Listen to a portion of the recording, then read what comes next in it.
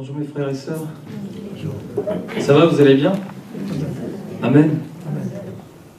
Tout va bien alors. Amen. Sans tarder, on va ouvrir nos Bibles en 2 Timothée, chapitre 3, du verset 1 au verset 5.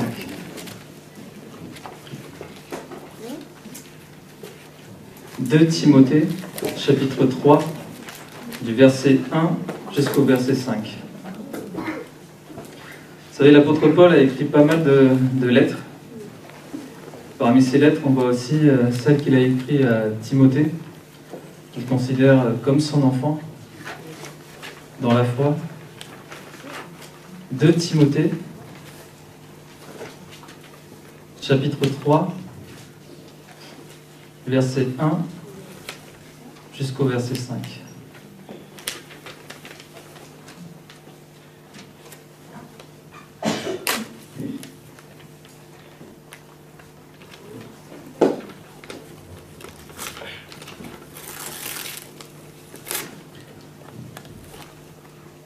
Sache que dans les derniers jours, il y aura des temps difficiles, car les hommes seront égoïstes, amis de l'argent, fanfarons, hautains, blasphémateurs, rebelles à leurs parents, ingrats, irreligieux, insensibles, déloyaux, calomniateurs, intempérants, cruels, ennemis des gens de bien, traîtres, emportés, enflés d'orgueil, aimant le plaisir plus que Dieu, ayant l'apparence de la piété, mais reniant ceux qui en fait la force. Éloigne-toi de ces hommes-là. Alors, c'est pas une surprise pour nous chrétiens de savoir que dans les derniers temps, il y aura des moments difficiles. Il y aura des temps difficiles, que l'homme deviendra de plus en plus méchant. Il y a tellement de qualificatifs qui ont été donnés sur les différents états, les différentes personnes qu'on peut rencontrer aussi. On va continuer à lire à partir du verset 10.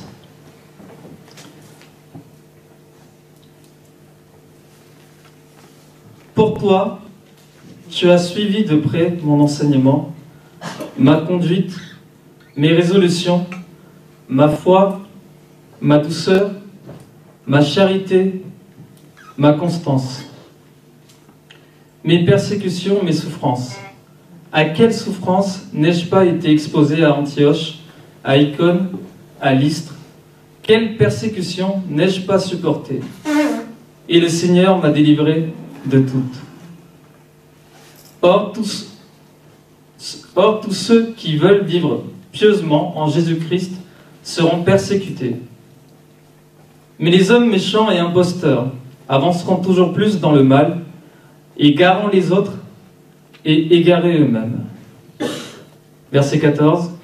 Toi, demeure dans les choses que tu as apprises et reconnues certaines, sachant de qui tu les as apprises. Et on va lire ensemble le verset 16. Si vous êtes d'accord? Vous êtes d'accord, hein? On va lire ensemble le verset 16. Toute écriture est inspirée de Dieu et utile pour enseigner, pour convaincre,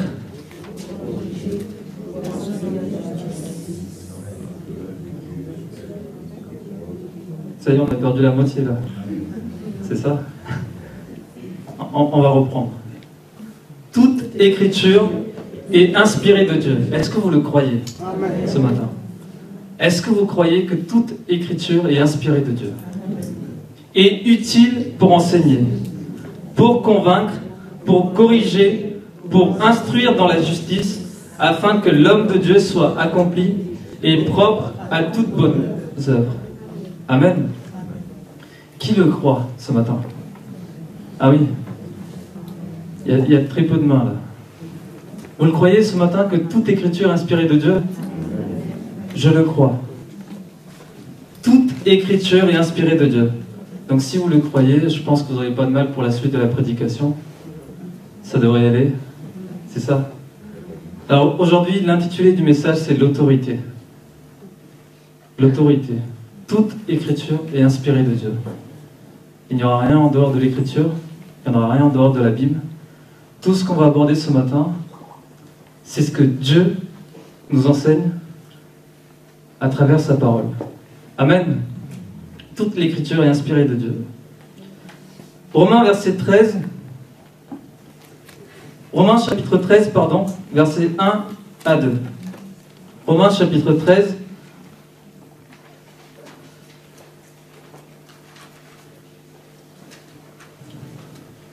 Alors comme vous le croyez que toute l'écriture est inspirée de Dieu, alors c'est avec confiance qu'on va lire ce verset. Romains chapitre 13, versets 1 à 2.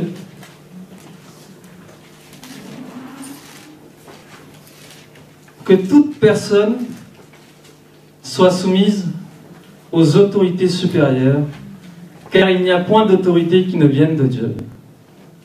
Et les autorités qui existent ont été instituées de Dieu. Amen.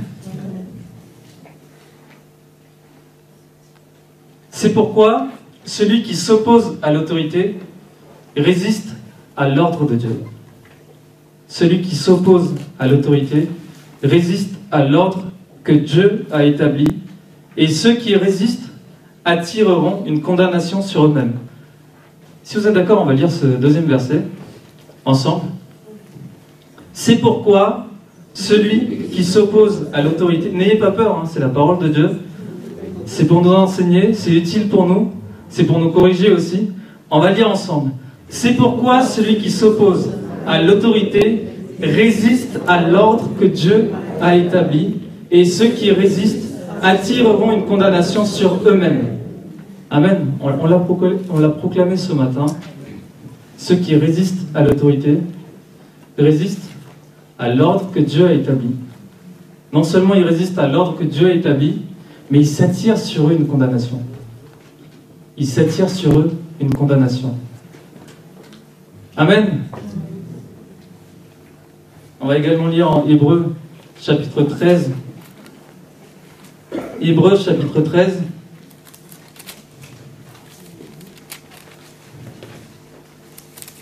Hébreux, chapitre 13, verset 17.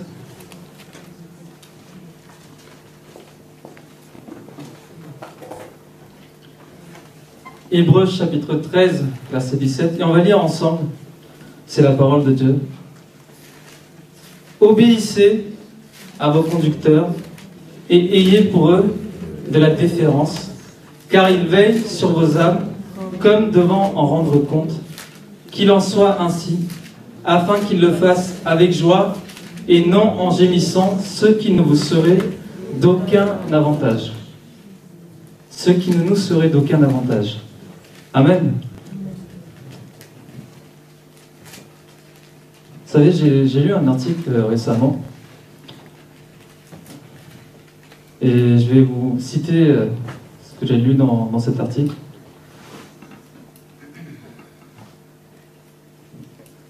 Est-ce que vous êtes prêts? Tant dans la société, à l'école, dans la famille, que dans l'entreprise, la question de l'autorité est essentielle. Le relativisme ambiant et les idées révolutionnaires développées graduellement depuis de nombreuses années nous conduisent aujourd'hui à une situation paradoxale où les gens sont de plus en plus exigeants vis-à-vis de leurs supérieurs ou de ceux qui exercent une autorité. En tout cas, je pense que les pasteurs doivent le ressentir encore plus, n'est-ce pas? Pasteur, ça fait des années qu'il est dans le ministère. Il doit quand même sentir ça. Nous, on démarre, on est là. Mais même nous, on le ressent. Les pasteurs en formation, on le ressent aussi. Que souvent, on est exigeant. On est exigeant envers ceux qui exercent une autorité. Et en même temps, nous assistons à une contestation du principe même de l'autorité. Une contestation du principe même de l'autorité, des pouvoirs légitimes. Alors c'est bien eux qui le citent. Pouvoir institué par Dieu naturellement et surnaturellement. Pouvoir institué par Dieu naturellement et surnaturellement. De multiples exemples nous le démontrent chaque jour. Chaque jour. Des parents ont des difficultés à se faire obéir à leurs enfants. C'est ça, hein. On le voit dans les familles. Hein. Les enfants qui ne nous écoutent pas. Et on a du mal à exercer l'autorité parentale avec nos enfants. Si vous me dites que c'est facile, alors là, je ne sais pas comment vous faites. De plus en plus, la société évolue dans ce sens. Des parents ont des difficultés à se faire obéir de leurs enfants. Des enseignants vivent des problèmes avec leurs élèves. On le voit dans les faits divers. On le voit, les problèmes. Les enseignants qui sont agressés à l'école, on voit tellement de problèmes. Les enseignants ont des difficultés, vivent des problèmes justement avec leurs élèves. Des hommes en uniforme, donc les militaires, pompiers, forces de l'ordre, reçoivent parfois des insultes ou n'arrivent pas à faire respecter l'ordre. Pourtant, ils sont établis pour ça, les forces de l'ordre. Ils n'arrivent pas à faire respecter l'ordre. Et quatrième point, l'Église elle-même, en charge du bien des âmes de ses fidèles, voit son autorité parfois contestée.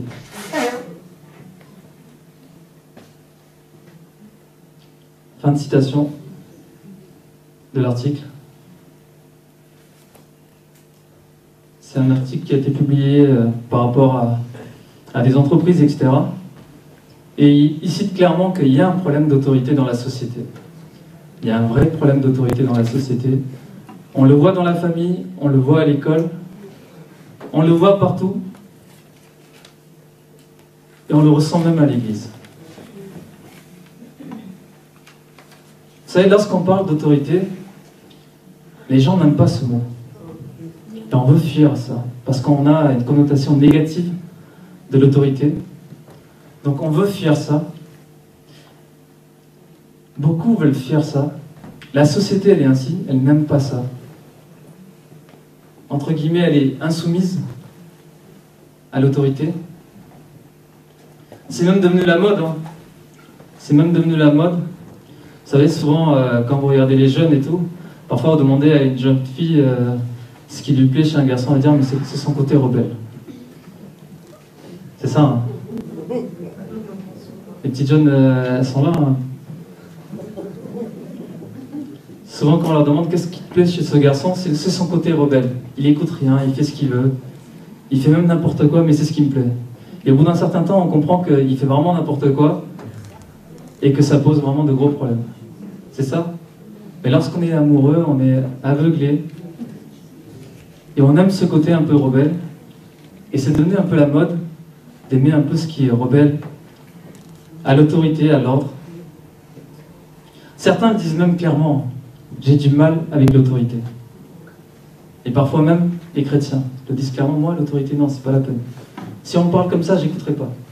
Si on me dit ça, c'est même pas la peine. J'avancerai pas dans ce sens-là. J'ai même un exemple d'un frère, avant de rencontrer le Seigneur, qui disait clairement, écoute Vijay, tout ce que tu dis, c'est vrai, je le crois, je sais que c'est pour mon bien, mais je vais pas l'écouter, je vais pas le faire. Je sais que si je le fais, ça me fera du bien. Ça va transformer ma vie. Mais je le ferai pas parce que ça vient pas de moi et je préfère même tomber, me faire mal, me casser un bras, me casser une jambe, me relever et me dire, voilà, j'ai fait l'expérience que d'obéir et d'être bien. Il y a des gens comme ça. Hein. Ils préfèrent faire l'expérience, se faire très mal, ensuite se relever en disant, je l'ai fait. Mais ça ne les empêche pas parfois de retomber encore, de se faire encore mal, parce qu'il y a ce caractère-là de « je ne veux pas écouter, c'est comme ça ». Cette tendance arrive aussi dans nos églises, et vraiment ce jeune il était comme ça. Ensuite il a rencontré le Seigneur, sa vie a complètement changé. Merci Seigneur, gloire à Dieu. Sa vie a changé. Il a gardé encore quelques contacts avec ses anciens amis. Et malheureusement pour lui, en fait, en gardant ses contacts avec ses anciens amis, il a justement retourné dans le monde. Il est retourné dans le monde. Et de nouveau, ce caractère est revenu en disant « Je n'écouterai pas, c'est comme ça. J'ai pas à écouter, c'est comme ça. J'ai pas envie d'écouter. » C'est bien dommage pour des enfants de Dieu.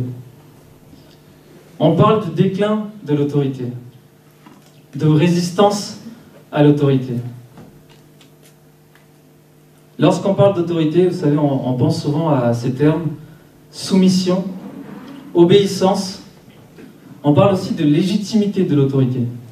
Effectivement, il y a la légitimité de l'autorité. Légitimité de l'autorité. Le pouvoir que l'autorité nous donne, mais aussi rébellion, désobéissance à l'autorité. Alors la première autorité que le monde a connue, c'est l'autorité de Dieu. Amen. Vous êtes là? C'est l'autorité de Dieu. La première autorité que le monde a connue. L'autorité suprême. C'est un Dieu souverain. Job lui-même le dit, si Dieu prend une telle décision, je ne suis rien devant lui pour contester la décision de Dieu. Amen. Qu'est-ce qui le croit? Si Dieu prend une décision dans votre vie, si des événements arrivent dans votre vie, Dieu est souverain. Qui est prêt à aller contester l'autorité de Dieu, la décision de Dieu? Job lui-même dit, je ne pourrai pas. Je ne pourrai pas contester l'autorité de Dieu. Adam et Ève ont connu cette autorité. Mais avant eux, il y avait aussi les anges. Les anges aussi ont connu l'autorité de Dieu. Et on connaît très bien ce qui s'est passé. On connaît très bien ce qui s'est passé. On peut lire dans la Bible que Satan s'est rebellé contre l'autorité de Dieu. Satan s'est rebellé contre l'autorité de Dieu. Soyons sûrs d'une chose, c'est que la soumission, l'humilité, c'est l'exemple que Jésus nous a montré. Étant l'image du Dieu invisible, égal à Dieu, il a préféré se soumettre. Il a préféré s'humilier. Il a préféré aller jusqu'au bout, obéir à Dieu le Père, obéir à sa volonté, jusqu'à la mort sur la croix. Ça, c'est l'exemple que Jésus nous montre. Et on a un autre exemple, c'est Satan. La rébellion, l'arrogance, l'orgueil, c'est l'attitude et l'exemple de Satan. Alors on a deux exemples. Jésus, qui est parfait, qui montre l'humilité, l'obéissance. Et on a l'exemple de Satan, qui lui, en fait, a contesté l'autorité, qui voulait être la place de Dieu lui-même. Amen. Alors cette résistance de l'autorité, vous savez, elle commence très tôt. Elle commence très tôt. Je me rappelle ma deuxième fille. Là, ma femme qui me regarde, qui dit qu'est-ce qu'il va dire. Ma deuxième fille, bébé, de quelques mois, si on lui donnait pas le biberon au moment où elle voulait, la seconde après, elle refusait. De quelques mois. Un mois ou deux. C'est ça, un mois ou deux, même pas. Si le biberon n'arrivait pas à l'heure, la seconde d'après, vraiment la seconde d'après, je plaisante pas, j'exagère pas, la seconde d'après, le bébé, elle voulait pas. Elle faisait la tête, vraiment elle faisait la tête. Et nous on était choqués de voir ça. On dit quand même c'est un biberon, il y a du lait, elle a faim, et on voit qu'elle a faim, mais elle est tellement en colère. Un mois, même pas. Tellement en colère, elle voulait pas prendre son biberon. Et il fallait un petit temps pour dire ok c'est bon, j'ai quand même faim. Je vais y aller, sinon je pense que je l'aurai pas. Et pendant un moment, elle voulait pas son biberon. Elle faisait la tête, vraiment elle faisait la tête. Et nous, ça nous surprenait de voir un bébé dans cet état-là. La résistance à l'autorité commence très tôt. Commence très tôt. Premier point, c'est l'autorité parentale. L'autorité parentale. Qu'est-ce que c'est? Alors, une définition, vous savez, dans le service public, etc., on peut trouver ça. Ça correspond à l'ensemble des droits et des devoirs que les parents ont vis-à-vis de leurs enfants mineurs. C'est-à-dire veiller sur son enfant, sa santé, son éducation, son patrimoine, etc. On reconnaît en fait, l'État reconnaît en tout cas que c'est exercé par les parents. Veiller sur son enfant en lui donnant un cadre qui est bon pour lui, sur sa santé physique, son éducation, donc vis-à-vis de la société, de lui-même, donc vous savez, le moi et les autres, son éducation par rapport à lui-même, comment se comporter, mais par rapport à la société aussi, par rapport à ses semblables, comment se comporter aussi. Ensuite, on parle de l'héritage matériel qu'on laisse à son enfant, etc. En fait, c'est un point en faveur des enfants pour dire voilà comment les parents doivent se comporter par rapport aux enfants, et on ne voit pas forcément les choses dans l'autre sens. Et la Bible, qu'est-ce qu'elle dit à ce sujet? Éphésiens, chapitre 6. Les jeunes, vous êtes là, hein? C'est vrai, vous êtes là? Est-ce que vous êtes prêts à l'entendre? Éphésiens, chapitre 6, versets 1 à 4. Enfants, obéissez à vos parents dans le Seigneur, car cela est juste. Obéissez à vos parents. Obéissez à vos parents parce que c'est juste. C'est ce que Dieu attend. Honore ton père et ta mère. C'est le premier commandement accompagné d'une promesse. Honorer son père et sa mère, c'est le premier commandement accompagné d'une promesse.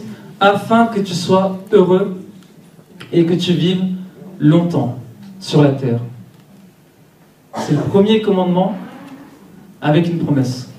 Honorer son père et sa mère. Vous savez, on est toujours enfant de nos parents, peu importe l'âge. Hein. Non, vous ne le croyez pas? Vous pensez qu'après le mariage, ça y est, c'est fini, on n'est plus les enfants de nos parents? On n'a plus besoin de les honorer, c'est ça? On doit toujours honorer nos parents. Pour ce qu'ils ont fait, pour ce qu'ils nous ont apporté. Même s'ils l'ont peut-être mal fait, avec leurs défauts. C'est nos parents. On doit honorer nos parents. C'est un commandement de Dieu. On doit honorer nos parents. Il n'est pas question de honore tes parents si seulement tes parents se comportent ainsi, si seulement tes parents ont donné, etc. C'est juste honore tes parents. Vous êtes là, hein, les jeunes? J'en vois quelques-uns devant moi. J'espère que vous n'êtes pas fatigués. Honorer ses parents. C'est ce que Dieu demande. Quant à vous, père, alors là, c'est pour les parents. Quant à vous, père, n'irritez pas vos enfants. Alors, moi, j'ai du mal avec ça, des fois. J'aime bien embêter, taquiner mes enfants. Et au bout d'un moment, je vois que ça commence à s'irriter. Et je dis, bon, c'est peut-être la limite. Mais attention à ce qu'on fait. N'irritons pas nos enfants, mais élevez-les en leur donnant une éducation et des avertissements qui viennent de Dieu, qui viennent du Seigneur. Donc, il y a l'éducation que Dieu nous demande d'apporter à nos enfants. Il y a les avertissements que Dieu nous demande d'apporter à nos enfants. Et c'est un devoir pour nous, parents, d'apporter cela. Amen. Qu'est-ce qui le croit ce matin? Non, vous êtes fatigués, c'est ça. Donc, les enfants, obéissez à vos parents, car cela est juste. Obéissons à nos parents, car cela est juste. Genèse chapitre 2, verset 24. Vous savez, ce fameux verset qui dit que... Genèse 2, verset 24. C'est pourquoi l'homme quittera son père et sa mère, s'attachera à sa femme, et ils deviendront une seule chair. Alors, quand est-ce qu'on quitte nos parents?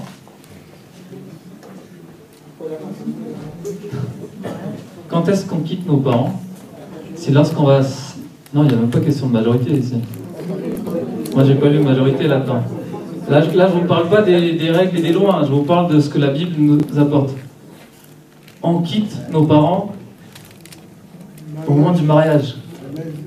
On quitte nos parents au moment du mariage. Donc les enfants, vous savez, c'est pas parce que vous avez atteint la majorité, vous avez dépassé les 16 ans, les 18 ans, les 21 ans, peu importe la majorité dans vos pays, que ça y est, vous êtes dans votre émancipation. Vous savez, cette loi qui dit que les enfants peuvent aussi s'émanciper, il n'y a plus besoin de l'autorité parentale. Il n'y a pas ça, hein, selon la Bible. Elle est claire, hein, la Bible. Il n'y a pas d'émancipation. C'est bon, les parents, vous savez, j'ai fait plus d'études que vous. Je vote maintenant. Mon vote compte aussi, donc je vote. Je sais faire plein de choses. Je suis allé très loin, j'ai voyagé, j'ai fait ceci, j'ai fait cela. Je suis capable de... La Bible dit, lorsqu'on quitte nos parents, en fait, c'est au moment où on s'attache à notre conjoint, à notre épouse. Donc ça veut dire que, si je traduis ça, si je l'interprète comme ça veut dire que tant que vous n'êtes pas marié, on est d'accord, hein, c'est ça, hein, vous êtes encore sous l'autorité de vos parents. Amen. Les enfants, vous êtes là, hein, et les jeunes adultes. Alors, il y a plus intérêt alors pour vous, c'est ça, de vous dépêcher de vous marier. C'est pas ce que je suis en train de vous dire. Ce que je veux vous dire, c'est que l'autorité parentale, c'est ce que Dieu demande aussi. Et c'est ce que Dieu regarde aussi aux enfants. On est sous l'autorité des parents. Tant qu'il n'y a pas eu ce mariage, on est sous l'autorité des parents. Alors c'est pas parce que vous avez 18 ans, c'est pas parce que vous avez 21 ans que vous pouvez faire ce que bon vous semble. Vous êtes sous l'autorité de vos parents. Même les jeunes, vous savez, qui quittent les parents, qui prennent un appart, qui veulent aller ailleurs, etc. C'est important de se dire que selon le Seigneur, on est sous l'autorité des parents. Et peu importe l'âge, marié ou pas, on doit honorer nos parents. Amen. Alors bien, vu qu'on a abordé le point du mariage, on va parler de l'autorité dans le couple. Alors je rappelle, avant de parler de ça, qu'est-ce que je vais rappeler? Toute écriture est inspirée de Dieu. On l'a proclamé ce matin. Et utile pour enseigner, pour convaincre, pour corriger, pour instruire dans la justice, afin que l'homme de Dieu soit accompli. Alors c'est qui l'homme de Dieu? C'est vous et moi, ceux qui appartiennent à Dieu. L'homme de Dieu soit accompli et propre à toute bonne œuvre. Vous et moi, pour qu'on soit accomplis, parfait comme Dieu le veut, à toute bonne œuvre, c'est important de considérer les Écritures. C'est important de se soumettre aux Écritures. Et qu'est-ce qu'il est dit dans l'Écriture par rapport au couple?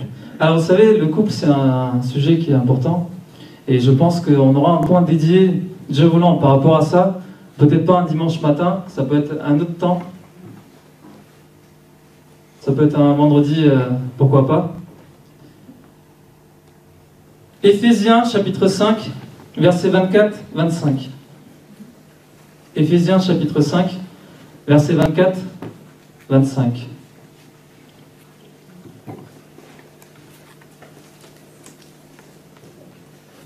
Alors pour le couple, il est également question d'autorité, cet ordre, ce rôle établi par le Seigneur et rappelé par l'apôtre Paul.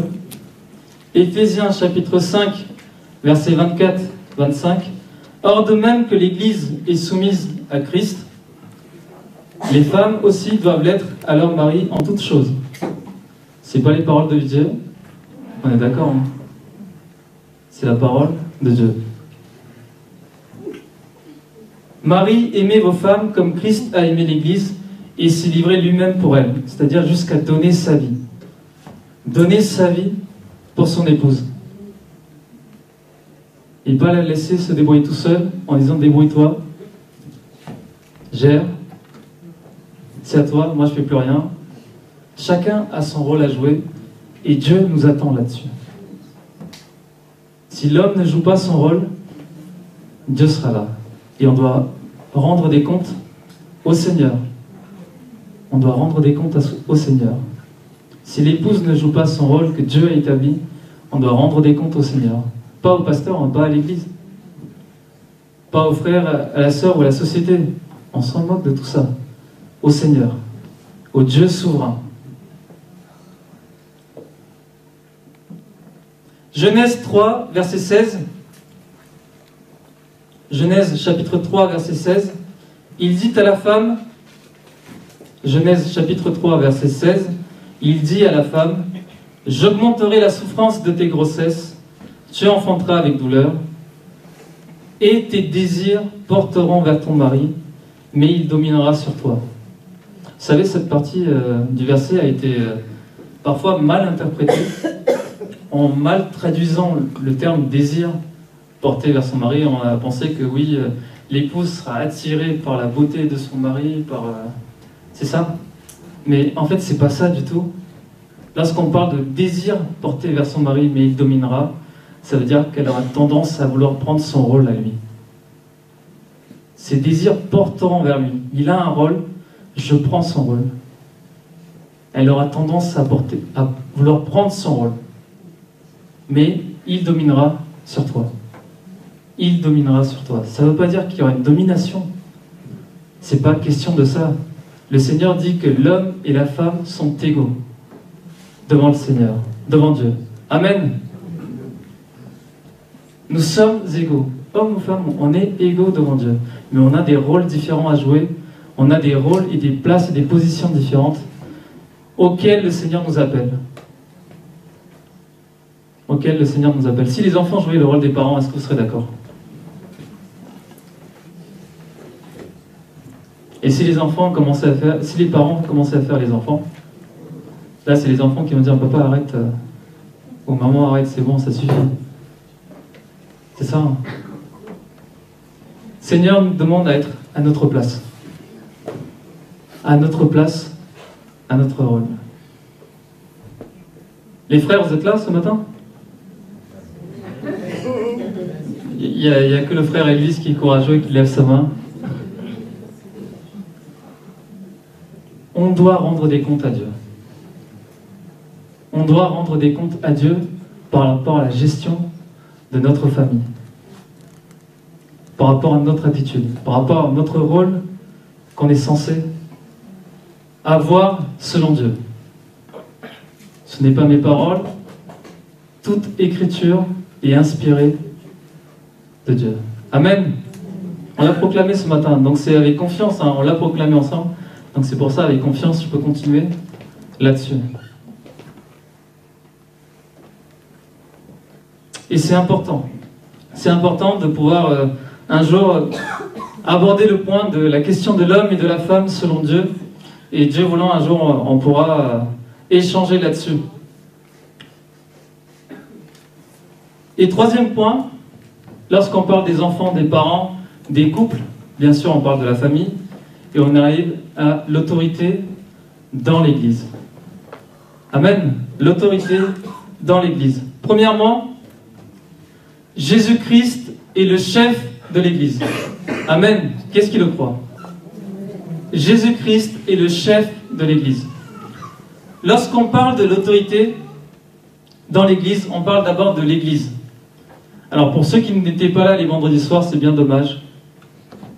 On ne va pas détailler ça maintenant, mais je vais quand même rappeler quelques points.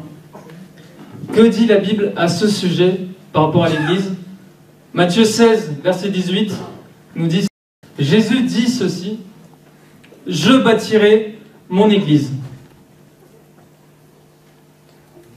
Ce n'est pas les fidèles de Morsan, hein. Ce n'est pas les fidèles d'une autre assemblée, ce n'est pas les fidèles du monde entier, ce n'est pas les croyants. Jésus-Christ bâtit son Église. Jésus-Christ bâtit son Église. L'Église appartient à Jésus. Amen. Qu'est-ce qui le croit? L'Église appartient à Jésus. Ça n'appartient à aucun pasteur, ça n'appartient à aucun serviteur, ça n'appartient à aucun groupe. L'Église appartient à Jésus-Christ, qui est l'autorité de l'Église. Amen. Il est l'autorité de l'Église. Et lorsqu'on se rebelle, on se rebelle contre l'autorité de Jésus-Christ. Pas contre les serviteurs de Dieu, pas contre des frères et sœurs, pas contre un pasteur, etc. C'est contre Jésus lui-même. C'est lui qui établit son Église. C'est à lui qu'appartient l'Église. L'Église appartient à Jésus. Et c'est lui qui va la bâtir. C'est son projet, c'est sa pensée. Et ce n'est pas une pensée d'homme, ce n'est pas une pensée de femme, ce n'est pas une association d'hommes et de femmes, comme on pourrait le croire. Là où deux, trois sont assemblés, Jésus est au milieu de nous. Donc on se dit, ça y est, c'est parce que deux, trois sont assemblés, on est une Église. Effectivement, c'est vrai. C'est vrai, mais attention. Ce n'est pas juste une association d'hommes et de femmes sur une pensée, une doctrine. C'est l'œuvre de Jésus-Christ. Amen. C'est l'œuvre de Jésus-Christ. Il a donné sa vie. Il l'a racheté à un grand prix. Le prix de sa propre vie. Ce n'est pas nous. Hein. Nous, on n'a rien fait pour ça. On est arrivé tranquillement. Jésus a tout fait pour nous. Amen. Peu importe, même s'il y a eu des choses, des efforts, des exercices, des activités qu'on a pu avoir, même si on ne l'aurait pas fait, Jésus avait déjà prouvé son projet. C'est l'œuvre de Jésus-Christ. Alors, malgré tout le travail d'évangélisation que l'on peut faire, il faut savoir une chose, c'est que si le Saint-Esprit ne convainc pas les cœurs, il n'y aura personne. On est d'accord, hein? Alors, c'est pas parce qu'on y va tout le temps évangéliser et qu'on a réussi à ramener peut-être 2-3 âmes, c'est le Seigneur qui ramène. Et parfois, on croit nous-mêmes qu'on a réussi à ramener des âmes, qu'on croit être quelqu'un. Attention à ça aussi. On n'est rien, on est des serviteurs inutiles dans la main puissante de Dieu. Vous savez, parfois, il y a cette prière qu'on fait, oui Seigneur, fais en sorte que je sois un instrument puissant dans ta main. En fait, c'est une erreur de prier comme ça. On est un instrument dans la main puissante de Dieu. C'est parce que sa main, elle est puissante qu'il arrive à nous utiliser puissamment. Et c'est une erreur de croire qu'on est puissant dans sa main. C'est lui qui est puissant, c'est lui qui est le tout-puissant. Alors si le Saint-Esprit ne convainc pas les cœurs, il n'y aura pas de repentance, il n'y aura personne. Alors attention, je ne dis pas que l'évangélisation n'est pas importante. Je ne dis pas que c'est pas important, on peut arrêter, c'est pas ça. Au contraire, c'est important. C'est très important. Romains 10, 14, 15 nous dit « Comment vont-ils croire s'ils n'entendent pas ?» Donc le travail de l'évangélisation est important. On peut lire dans Romains 10, 14 à 15, hein, vous pouvez le noter et revoir chez vous. Il est question de ces pieds, de ces personnes qui vont aller annoncer la bonne nouvelle. Et il dit, qu'est-ce que c'est beau? Qu'est-ce que c'est important? Parce que c'est important d'annoncer la bonne nouvelle. C'est important d'annoncer la parole. Pour que les âmes puissent l'entendre. Et que le Saint-Esprit puisse agir en eux. Donc l'évangélisation est importante. Mais j'ai connu des églises où certains, en fait, vous savez, vous voulez être consacré pasteur, vous voulez être envoyé en formation,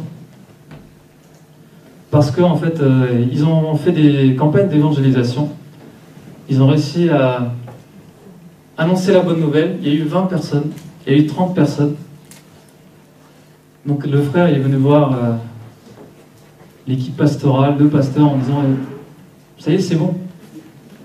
Vous voyez, il y a 20, 30 personnes qui me suivent. J'ai réussi à les emmener. Consacrez-moi, maintenant c'est bon. Je suis prêt. Je suis prêt, c'est bon. Je vais être consacré pasteur, je vais prendre tel poste. C'est pas parce qu'on a fait un peu de théologie. C'est important, c'est bien. Mais c'est pas parce qu'on en fait de la théologie, parce qu'on a évangélisé, parce que certains sont venus grâce à cet effort que Dieu a permis de le faire aussi. Dieu nous a donné la santé pour pouvoir le faire également. C'est pas parce que ces choses ont été faites que maintenant on peut prétendre à un poste, à un rôle, une position dans la maison de Dieu. Amen. L'autorité dans l'Église, c'est Jésus-Christ. l'autorité suprême, le chef de l'Église, c'est Jésus-Christ. Amen. Vous êtes d'accord avec moi? Alors je le redis, parce que je pense que vous ne l'avez pas entendu.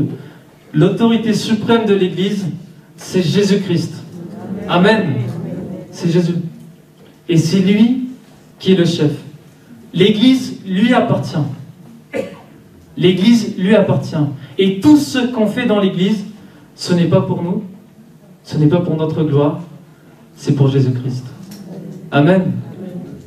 C'est pour Jésus-Christ. Ça peut être dans le ménage, ça peut être dans la louange, ça peut être dans la prédication, dans les différentes responsabilités, dans différentes activités qu'on peut avoir. Ce n'est pas pour notre gloire, c'est pour la gloire de Dieu, c'est pour Jésus-Christ. Amen. Acte 2, verset 47 nous dit: c'est le Seigneur qui ajoute chaque jour des chrétiens à son Église. Nous, on travaille, mais c'est le Seigneur qui ajoute des chrétiens dans son Église. On peut emmener des amis, on peut emmener des voisins, on peut emmener des personnes à l'Église, mais c'est pas parce qu'on a emmené ces personnes qu'on a réussi à rajouter des personnes dans l'Église, c'est Jésus-Christ qui le fait. Si le Saint-Esprit ne convainc pas les cœurs, on a beau emmener des personnes, ça ne servira à rien. C'est le Saint-Esprit qui convainc les cœurs. Donc Jésus-Christ a toute autorité sur son Église. L'Église lui appartient. Ceux qui se considèrent chrétiens font donc partie du corps de Christ. Et comme on le dit à chaque fois, le corps de Christ, en fait, il appartient à Christ. Ce n'est pas à nous. On est membre du corps, mais le corps lui-même, nous, ensemble, on appartient à Christ. Amen. Il nous a rachetés à un grand prix. Alors on a vu lors des temps d'études et de partage de la parole, et encore une fois, dommage pour ceux qui n'étaient pas là, que les portes des séjours des morts ne prévaudront point contre l'Église. Les portes des séjours des morts ne prévaudront point contre l'Église. Ça veut dire que aucune domination sur l'Église. Aucune domination sur l'Église, si ce n'est la domination de celui qui a tout accompli. De celui qui a tout accompli, celui qui a tout vaincu. Aucune domination d'homme, de femme ou d'esprit. Rien. Si ce n'est Jésus-Christ. L'Église lui appartient. On est sous l'autorité de Jésus-Christ. On est sous l'autorité du Dieu Tout-Puissant. On est sous son autorité. Jésus est l'autorité de l'Église universelle et donc de l'Église locale. Pourtant, vous savez, il est l'autorité de l'Église, pourtant il fut ému de compassion en voyant la foule. Vous connaissez ce passage? Il est ému de compassion en voyant la foule. Matthieu 9, verset 36. Matthieu 9, verset 36. Jésus, voyant la foule, il fut ému de compassion pour elle, parce qu'elle était languissante et abattue comme des brebis qui n'ont point de berger. Alors vous pouvez dire, le berger il était là, le bon berger était là, c'est vrai, il était là devant cette foule, et lorsqu'il regarde cette foule, il est ému de compassion, parce qu'il voit cette foule comme des brebis sans berger. Vous savez, ces personnes qui disent, moi, mon berger c'est Jésus, c'est pas le pasteur. Je l'ai entendu moi-même plusieurs fois.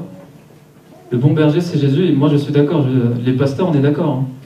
L'équipe pastorale est d'accord que le bon berger, c'est Jésus-Christ. Aucun pasteur ne peut prétendre à être le bon berger.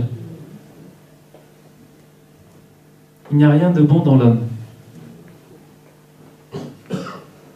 Le bon berger, c'est Jésus-Christ. On est tous d'accord là-dessus. Mais Jésus-Christ lui-même, le bon berger, lorsqu'il était sur terre, lorsqu'il enseignait et qu'il voyait cette foule, il était ému de compassion parce qu'il ne voyait pas de berger, il voyait ses brebis sans berger. Ça veut dire que pour lui, c'était important que ces brebis puissent être conduits par des bergers. Amen. Et c'est important pour lui. L'autorité qu'est Jésus sur l'Église, lorsqu'il voit l'Église, il ne veut pas juste une assemblée de frères et de sœurs comme ça, sans sans responsabilité, sans autorité, sans rien, en disant allez-y, moi je suis là, le bon berger, je suis là. Mais faites ce que vous voulez, comme bon vous semble, c'est pas ça en fait. On a un Dieu d'ordre, ce n'est pas un Dieu de désordre. Qui est d'accord là-dessus? On a un Dieu d'ordre. On a un Dieu qui veut de l'ordre dans son Église. On a un Dieu d'autorité. Et lorsque cette autorité établit des autorités dans l'Église, ça ne vient pas de l'homme, ça vient de Jésus. Amen. La légitimité de l'autorité, vous savez, souvent dans le monde, un manager, sa légitimité, c'est sur sa compétence, sur sa façon de communiquer, sur sa posture, son attitude, ses vêtements. C'est ça. On voit un manager en disant, voilà, il est habillé comme un manager, il a ce comportement-là, il a ses compétences, il a ses qualités. Donc sur tout ça, on peut dire qu'effectivement, il peut être manager, il peut prendre la responsabilité de cette équipe. Ça, c'est ce que le monde voit. Lorsque Dieu a désigné David comme roi, tous autour, même dans sa famille, ne pensaient pas que ce serait David qui serait roi pour roi. Amen. Même son père, lorsqu'il a emmené tous ses enfants, il a emmené tous les enfants, le petit dernier, il a laissé là-bas avec son petit troupeau, comme ça a été dit, son petit troupeau. Il n'était pas considéré. Alors effectivement, quand Samuel arrive devant chacun, il dit, oh, lui il est beau, lui il est grand, lui il est fort. Et Dieu il dit, non, moi je regarde au cœur. Je ne regarde pas à l'apparence, je regarde au cœur. Et ce n'est pas la vision de Samuel, ce n'est pas la pensée de Samuel, mais c'est la vision, c'est la pensée, c'est la volonté de Dieu qui s'est faite. Amen. Et lorsque Dieu établit l'autorité dans l'Église, ça vient de lui. La légitimité de l'autorité dans l'Église, c'est parce que c'est un appel de Dieu. Ce n'est pas parce qu'on est compétent, ce n'est pas parce qu'on est capable de faire des commentaires, des dissertations, ou on est capable d'avoir ce leadership. Ce n'est pas parce qu'on est capable de parler devant tant d'hommes, ce n'est pas parce qu'on est capable de faire de l'évangélisation, ce n'est pas parce qu'on est un manager dans son travail, ce n'est pas parce qu'on connaît toutes les règles de la loi, ce n'est pas sur notre compétence que Dieu se base pour bâtir son Église. Amen. Ce n'est pas sur la compétence des hommes et des femmes. Ça ne l'intéresse pas. Si on se croit être quelqu'un, si on croit être fort, si on croit qu'on est capable, certainement Dieu n'utilisera pas. Vous savez, il y a un pasteur qui était avant responsable d'un groupe de prière. Donc il y avait un groupe de prière d'anciens catholiques. Du coup, en fait, ils ont commencé un groupe de prière. Et un frère, justement, qui a commencé ça, pendant longtemps, il était responsable de ce groupe de prière, donc sans être dans une église, mais vraiment à part, un groupe de prière à part. Et pendant longtemps, il était responsable de ce groupe. Il continuait à travailler, à évangéliser. Donc, le groupe commençait à s'agrandir. Il invitait des pasteurs à venir prêcher, etc. Et un jour, le pasteur qui est invité lui dit, écoute, Dieu t'appelle à être berger. Il t'appelle à être pasteur. Et là, le pasteur qui dit, mais je ne suis pas digne. Je n'ai pas de qualité, je ne suis pas digne, je ne suis pas compétent. Et là, le pasteur qui lui dit, c'est ça que Dieu recherche. C'est pas croire qu'on est capable de quelque chose. C'est pas croire que, oui, effectivement, mon frère, tu as raison, oui, je pense aussi. Il n'a pas dit ça. Effectivement, oui, tu as raison.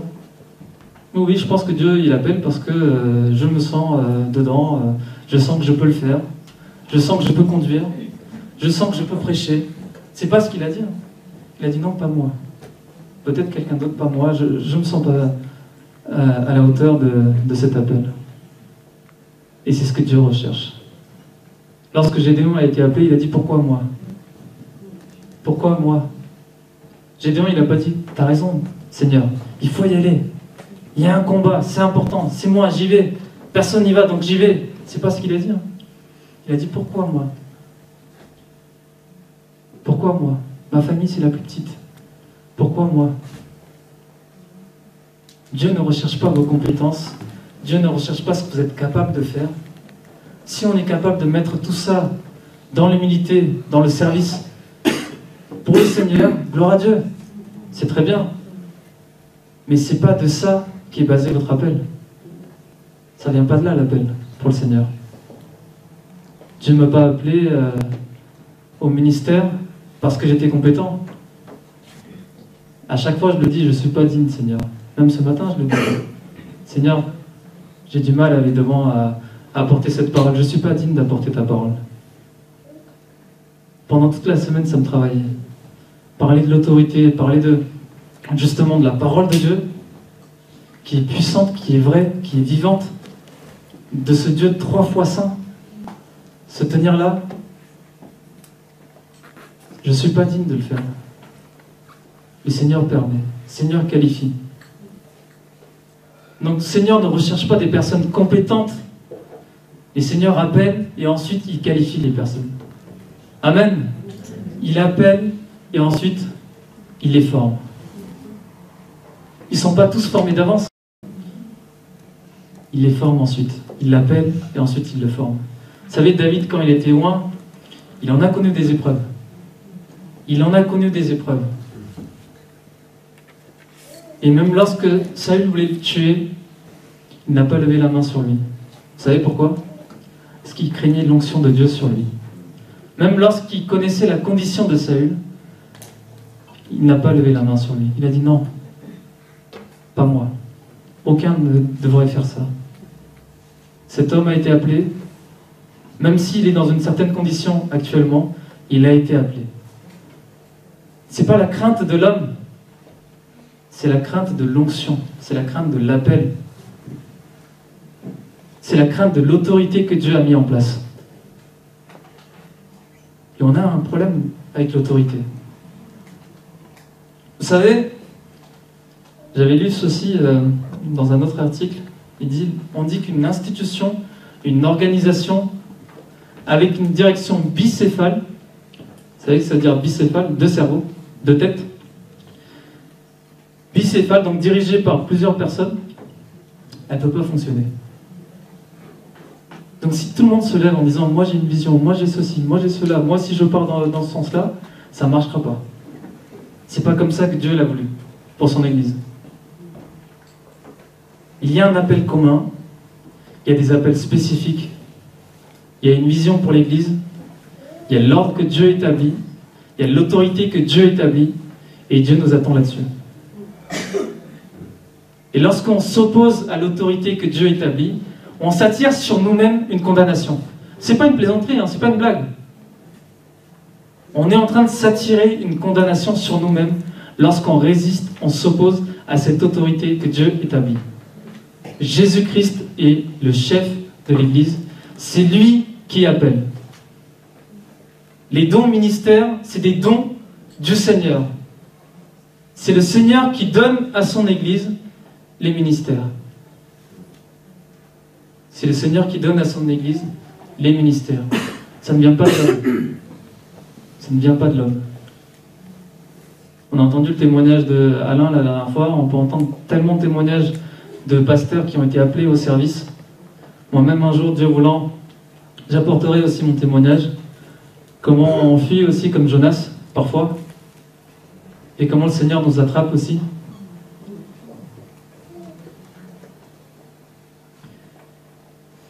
La Bible dit que c'est le Seigneur qui a donné à l'Église les ministères afin que celle-ci soit bien gouvernée et dirigée. Bien gouvernée, dirigée, bien tenue, comme Dieu le veut. Comme Dieu le veut. L'autorité que Dieu met en place, c'est pour que l'Église soit selon sa vision, sa volonté. Ce n'est pas pour que ça parte dans tous les sens. On a tous une tête, hein. On a tous une vision, on a tous nos façons de penser.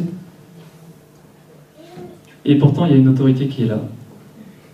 Alors ça ne veut pas dire que, effectivement, les autorités qui sont là, ils n'ont pas besoin de conseils. Ils n'ont pas besoin d'aide. Ils n'ont pas besoin d'accompagnement, ça ne veut pas dire ça. On travaille ensemble, mais sauf qu'il y a l'ordre qui est établi par le Seigneur, parce qu'on travaille pour le même maître. On ne travaille pas pour soi. On travaille pour le même maître. On travaille pour Jésus-Christ. L'Église œuvre pour Jésus-Christ. Parce que le chef de l'Église, c'est Jésus. C'est pas un groupe de pasteurs. C'est pas un groupe de serviteurs. L'Église œuvre pour Jésus-Christ. Amen. Vous savez que lorsque Jésus, avant d'envoyer justement le Saint-Esprit, il a été retrouvé tous ses disciples qui s'éparpillaient.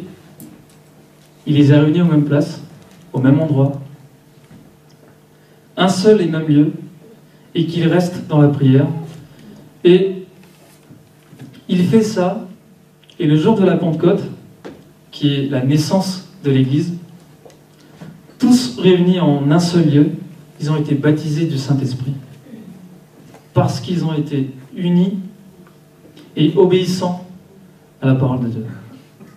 Unis et obéissants au commandement de Jésus. Jésus, il aurait pu très bien dire, ceux qui partent, c'est pas grave. Non, il est allé chercher chacun. Il les a ramenés au même endroit. En leur rappelant d'être unis, l'unité. Et d'être obéissants à ce que lui demande. À ce que lui demande. Et parce qu'ils ont été unis, parce qu'ils ont été obéissants, il y a eu l'œuvre du Saint-Esprit. Amen. Alors lorsqu'on demande, vous savez, les personnes qui demandent aussi le baptême du Saint-Esprit, c'est important. C'est important. Mais il faut avoir ce désir d'unité. Il faut avoir ce désir d'obéissance à la parole de Dieu. Il faut avoir ce désir de la plénitude de Dieu. Pas pour se glorifier, mais pour rendre gloire à Dieu. Pour son service, pour l'utilité commune. Chaque don, chaque appel au ministère, c'est pour l'utilité commune. Amen. L'Église est donc l'œuvre de Jésus qui désire un ordre spirituel dans l'Église. Et il établit une autorité spirituelle selon sa volonté. Parce que les ministères en question, pour l'Église, sont une faveur, un don pour l'Église. Alors ne regardons pas l'Église locale comme une simple association d'hommes et de femmes, encore une fois autour d'une doctrine et d'idées, avec des gens compétents à chaque poste. C'est pas ça. Le Seigneur, il choisit comme il veut, et il les qualifie ensuite. Il les qualifie ensuite. Galates 6, verset 3 nous dit, si quelqu'un pense être quelque chose, quoi qu'il ne soit rien, il s'abuse lui-même, il se trompe lui-même. Si on croit qu'on est capable, si on croit qu'on maîtrise plein de choses, si on croit qu'avec toute notre expérience et toute notre capacité, notre connaissance, on va pouvoir faire quelque chose, on se trompe nous-mêmes. Dieu ne se servira pas de telle personne. Et ça, c'est clair. Mais si on s'humilie, si on est humble devant le Seigneur, Dieu nous utilisera pour sa gloire. Amen. Pour sa gloire. Il y a beaucoup d'exemples d'humilité et d'obéissance, comme Moïse, Élisée, Gédéon, Jérémie, Isaïe aussi, vous voyez. Isaïe, lorsqu'il voit le Seigneur, cette vision, et qui dit « Malheur à moi, malheur à moi ». C'est Dieu qui appelle à son service. C'est Dieu qui donne la légitimité à l'autorité. Et si on veut contester l'autorité, ça veut dire qu'on est en train de contester celui qui établit cette autorité dans l'Église. Amen. Celui qui établit cette autorité dans l'Église. La légitimité de l'autorité dans l'Église, ça vient de Dieu. Ça ne vient pas d'un homme, ça vient de Dieu. C'est l'appel de Dieu. Jésus-Christ lui-même est le chef de l'Église, le seul capable d'appeler quelqu'un à son service. Le seul capable d'appeler quelqu'un à son service. David l'avait compris. Il n'était pas hautain, ni arrogant, lorsqu'il a été oint, alors qu'il y avait déjà un roi. Il n'était pas hautain, il n'était pas arrogant. Et David craignait l'onction de Dieu sur Saül. Il craignait l'onction de Dieu sur Saül. Je rappelle encore une fois, n'ayons pas la crainte des hommes, mais ayons la crainte de Dieu. Parce que l'appel est de Dieu. L'appel est de Dieu. Alors, comme on dit, hein, il y en a qui ont essayé, ils ont eu des problèmes, c'est ça? Il y en a qui ont essayé de se rebeller, ils ont eu des problèmes. On a l'exemple, tellement d'exemples dans la Bible, et pourtant, en fait, on a du mal. Hein. On est un peu comme l'Éternel dit à Moïse, ce peuple est un peuple au cou raide. C'est un peuple au cou raide qui ne veut pas se soumettre. Qui ne veut pas se soumettre aux autorités. Qui ne veut pas se soumettre. Nombre chapitre 12 verset 2. Vous savez, Aaron et Marie qui parlent contre Moïse et qui disent, et ça arrive, hein, même dans l'église, hein, on peut entendre ça. Est-ce seulement par Moïse que l'Éternel parle? N'est-ce pas aussi par nous qu'il parle? Et juste après, on entend, on peut lire ceci, et l'Éternel l'entendit. Attention, hein. Même de l'attention, ça vient pas de moi, ça vient de Dieu. Soyons prudents à nos paroles. Moïse, c'était juste un homme. Et il bégayait apparemment, il avait du mal même à parler. C'est pour ça qu'on a appelé Aaron, pour être la bouche de Moïse. C'est ça, hein. Pour rapporter les paroles que Moïse donnait. Donc Moïse a délégué ce travail à quelqu'un. Alors attention, Aaron et Marie. Est-ce seulement par Moïse que l'Éternel parle? N'est-ce pas aussi par nous qu'il parle? Et l'Éternel l'entendit. Il y a eu des conséquences de ces paroles, de cette attitude, de ce comportement. Tout ce qui sera dit contre l'Église de Dieu, contre un serviteur de Dieu, on est sûr et certain que ce sera entendu par Dieu lui-même. Parce que c'est son Église. Il est attentif à ça. Il est attentif à son Église. C'est son projet à lui. Et il ne l'a pas acquis juste comme ça. C'est pas à n'importe quel prix. Il a racheté un grand prix. Au prix de sa vie. Alors vous pensez vraiment que le Seigneur va dire, peu importe ce qui se passe dans l'Église, peu importe ce qui se passe dans chaque Église, le Seigneur il sera vigilant. Même si on a traversé des moments difficiles dans nos vies, même si chaque Église a connu des moments difficiles de son histoire, chaque Église locale, soyez certains que Dieu était attentif à ça. Dieu a vu chaque chose. Dieu a vu chaque comportement, chaque attitude, chaque parole. Dieu l'a entendu. Et on subit les conséquences de nos actes, de nos comportements, de notre attitude, de nos paroles. Soyez certains que ce ne sera pas le pasteur qui va venir se défendre lui-même.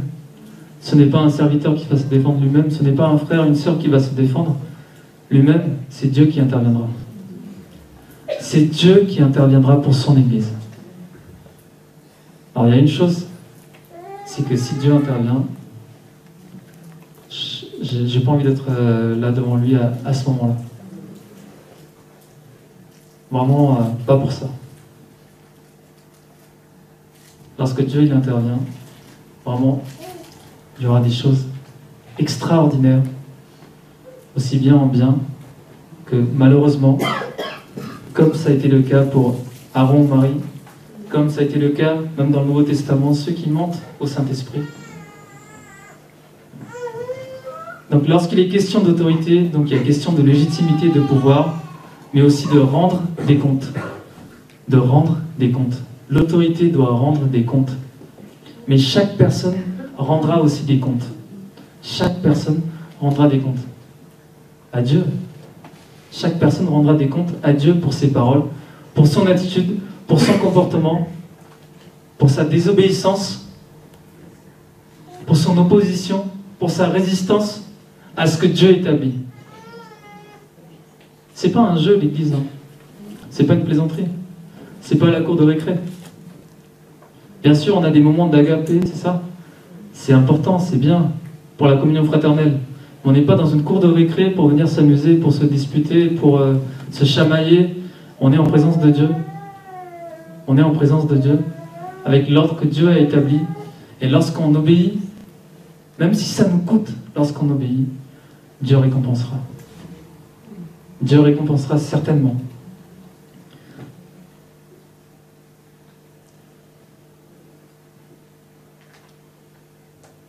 Je rappelle, Hébreux chapitre 13, verset 17. Obéissez à vos conducteurs et ayez pour eux de la déférence, car ils veillent sur vos âmes, comme devant en rendre compte. Que les jeunes écoutent leurs responsables. C'est important. Ça, c'est important aussi. La jeunesse, les ados, le GIB, il y a des responsables qui ont été établis, et c'est important. Dieu veillera dessus. Dieu veillera là-dessus. Il y a des conducteurs qui ont été mis en place. Le Seigneur l'a permis. Dieu veillera là-dessus.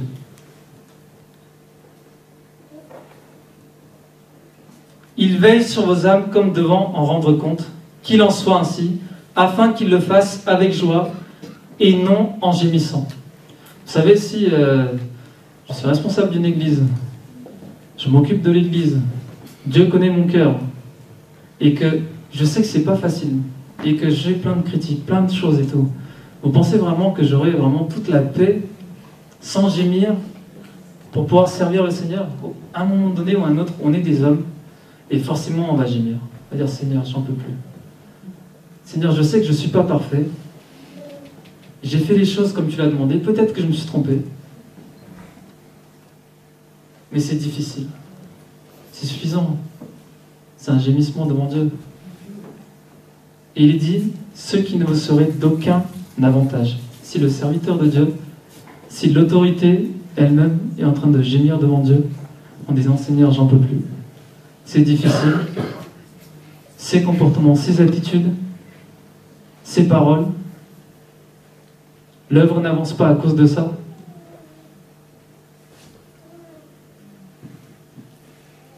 Dieu le verra et il agira parce que l'Église lui appartient. Et Dieu ne permettra pas qu'il y ait du désordre dans son Église, qu'il y ait du désordre dans la famille, qu'il y ait du désordre dans les couples aussi. Dieu ne le permettra pas. Alors n'essayons pas de court-circuiter les différents responsables dans l'Église, ça aussi c'est important.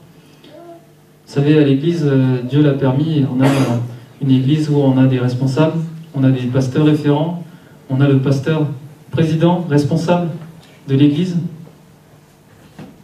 Jésus-Christ est le chef de l'Église, il a une vision pour l'Église locale. L'Église locale, cette vision, elle est donnée au pasteur président qui apporte cette vision pour l'Église. Le pasteur le communique avec l'équipe avec qui il travaille et ça descend ainsi. Vous savez, lorsqu'on veut connaître la pensée de Dieu, la volonté de Dieu, la vision de Dieu pour nous, pour notre vie, c'est pas en restant loin, hein. C'est pas en passant aucune intimité avec le Seigneur qu'on va connaître tout ça. Si je veux connaître davantage la volonté de Dieu pour ma vie, il faut que je passe davantage du temps avec le Seigneur. Si je veux comprendre la vision que Dieu a pour notre Église, il faut être là, à toutes les réunions. En fait, ça suffit, il n'y a même pas besoin que le pasteur vienne nous expliquer sa vision, rien qu'en étant présent à chaque réunion, on comprend la direction que Dieu veut nous faire prendre par son serviteur. Par son serviteur. Et c'est important, Dieu nous attend là-dessus. Dieu nous attend là-dessus. La famille qui m'a été donnée, l'Église dont je fais partie, appartient à Jésus-Christ. Il est l'autorité suprême de l'Église.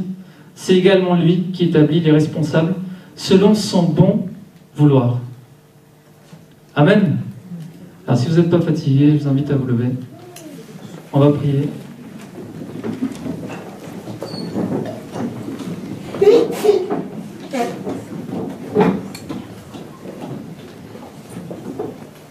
Dieu nous demande vraiment de prier pour les autorités du pays, pour les autorités de chaque ville, de chaque nation. On fait partie d'une communauté, d'une église locale, et Dieu nous demande également de prier pour l'autorité que Dieu a établie pour son église. Remercions le Seigneur pour les responsables qu'il met en place. Ils ne sont pas parfaits, ce sont des hommes. Ils ne sont pas parfaits, on n'est pas parfait. Mais remercions le Seigneur parce qu'il établit des choses dans son église, il établit un ordre dans son église, l'autorité dans son église. Prions pour les autorités, Prions pour notre Église, prions pour notre famille. Les enfants doivent prier pour les parents, c'est important. C'est important que les enfants prient pour leurs parents. Ce n'est pas facile, la vie des parents. Avec toutes les épreuves, les difficultés, le travail, ils courent à droite, ils courent à gauche. Parfois, il n'y a même pas le temps dans le couple. Il n'y a même pas le temps dans le couple pour qu'ils se retrouvent ensemble pour pouvoir communiquer, discuter. Il y a tellement de choses à gérer qu'ils n'ont même pas le temps de se parler. Chacun va s'assigner des tâches, des activités et tout le monde court dans tous les sens. C'est important de prier pour nos parents. C'est important de prier pour nos églises. C'est important de prier pour les autorités que Dieu met en place parce qu'on a un Dieu d'ordre et non un Dieu de désordre. Amen.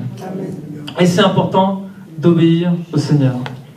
Parce que l'Église appartient à Jésus. Ça n'appartient à aucun homme, aucune femme, aucun groupe. L'Église appartient à Jésus-Christ. On va élever tous ensemble notre voix et on va prier. Alléluia. Merci Seigneur pour ce temps, Seigneur, que tu nous accordes, Seigneur. Merci Seigneur pour ce moment, Seigneur, où tu nous permets, Seigneur, de méditer sur ta parole, Seigneur Jésus.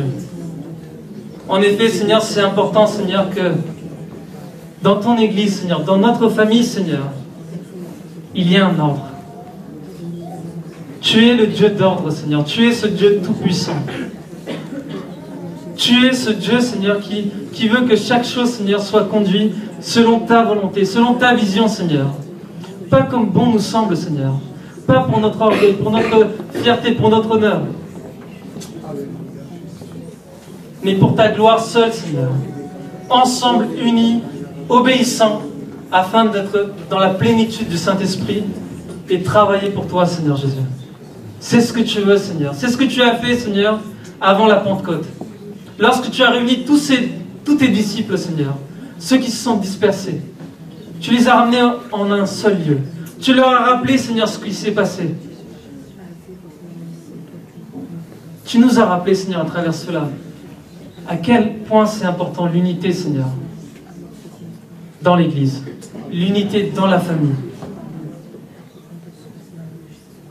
Chaque membre, Seigneur, de cette famille, tu veux qu'on soit un avec toi. Un avec toi. Tous bien coordonnés comme tu le veux. En laissant toute la place au Saint-Esprit. Non à nos pensées, non à nos orgueils, non à nos fiertés, non à nos blessures. On laisse toute la place à toi, Seigneur Jésus. Tu as tout supporté sur la croix. Tu as tout pris sur la croix. Parce que c'est ton projet, l'Église, Seigneur. C'est ton projet. Si nous sommes là, Seigneur, ce matin, si nous sommes réunis, Seigneur, devant ta face, parce que c'est ce que tu as voulu. C'est ton projet, Seigneur. Et je le proclame et je le crois, Seigneur, que tu ne permettras pas, Seigneur, que dans ton Église, il y ait du désordre. Tu es le Dieu d'ordre, Seigneur. Et je le proclame, Seigneur, et je le crois, Seigneur Jésus, que tu interviendras lorsqu'il y a du désordre, pour rétablir l'ordre. Parce que l'Église t'appartient et tu es le chef. Tu es le chef suprême de l'Église. Et on se soumet à toi, Seigneur Jésus. Pardonne-nous, Seigneur, pour nos comportements, nos attitudes, Seigneur. Pardonne-nous pour nos désobéissances, Seigneur. Pardonne-nous pour nos paroles, Seigneur. On n'a pas compris, Seigneur. On s'est trompé de combat, Seigneur. Au lieu de combattre vers l'extérieur, Seigneur, on se combat à l'intérieur, Seigneur. Entre membres, Seigneur. On empêche l'œuvre d'avancer, Seigneur. Et toi, tu désires que l'œuvre avance comme toi tu le veux. Tu désires que l'Église soit puissante comme tu le veux, Seigneur. Tu as donné ce pouvoir.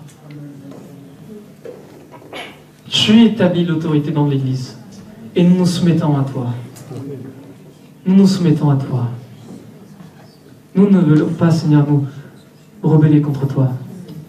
Nous voulons nous soumettre à ce que toi tu établis, Seigneur Jésus. Aide l'autorité, Seigneur, que tu mets en place dans la famille, dans l'Église. Aide l'autorité, Seigneur, afin qu'il soit conduit par ton Esprit Saint. Chaque responsable, chaque leader, l'équipe pastorale, le pasteur principal, le pasteur président, conduis-le, Seigneur. Guide-le, Seigneur. Fortifie-le, Seigneur, parce qu'il en a besoin.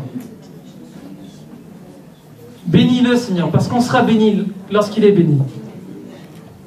Bénis tes serviteurs, Seigneur. Bénis chaque responsable, Seigneur. Chaque activité, Seigneur. Parce que lorsqu'ils sont bénis, Seigneur, nos enfants sont bénis. Lorsque les responsables sont bénis, Seigneur, et qui peuvent travailler sans gémir, nos enfants, nos jeunes, nos ados sont bénis. Nos familles sont bénies. Aide-nous, Seigneur, à nous soumettre à toi. Dans le nom puissant de Jésus, nous prions, Père. Amen, amen, amen. Acclamons le Seigneur Jésus. Il est digne de notre reconnaissance.